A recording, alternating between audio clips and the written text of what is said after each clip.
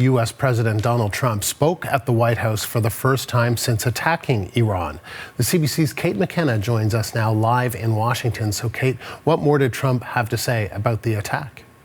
Yeah, the president gave his first live remarks justifying the war in Iran. He said the U.S. is continuing its large-scale combat operations and that he doesn't know how long this will last. He said it could be 4 to 5 weeks, but they're prepared to go longer. He also said that they're ahead of schedule, saying they thought it would take weeks to kill military leadership, but they did it, quote, in about an hour.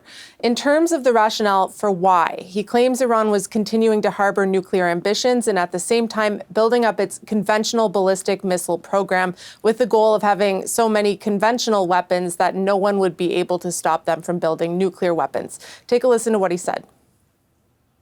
The regime already had missiles capable of hitting Europe and our bases, both local and overseas, and would soon have had missiles capable of reaching our beautiful America. The purpose of this fast-growing missile program was to shield their nuclear weapon development and make it extraordinarily difficult for anyone to stop them from making these highly forbidden by us nuclear weapons. Now, before the U.S.-Israeli offensive started, there were ongoing nuclear peace talks between Iran and the U.S. And just days before the war started, the Omani mediator said the two sides were making significant strides. So we're hearing from many who are asking why now. We're hearing Democrats say they haven't received any briefing to answer that question and many other questions that they have, including what intelligence the U.S. may have had to justify a preemptive strike. The president bypassed Congress in making these decisions. It's only later today that U.S. Secretary of State Marco Rubio plans to brief House and Senate leaders. And Kate, U.S. Secretary of War Pete Hegseth gave a briefing this morning. What other details did he have? Well, he was quite strident in his remarks, basically saying that this is retribution for all Americans killed by Iranians spanning decades.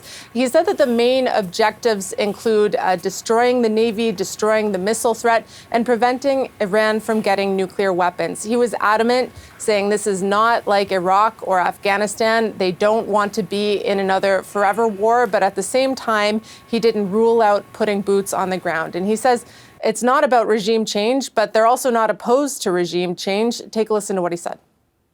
Turns out the regime who chanted death to America and death to Israel was gifted death from America and death from Israel. This is not a so-called regime change war, but the regime sure did change, and the world is better off for it. And Andrew, both Hegseth and Donald Trump paid tribute to the 4 Americans that have been killed in this conflict, with the president warning more deaths are likely coming.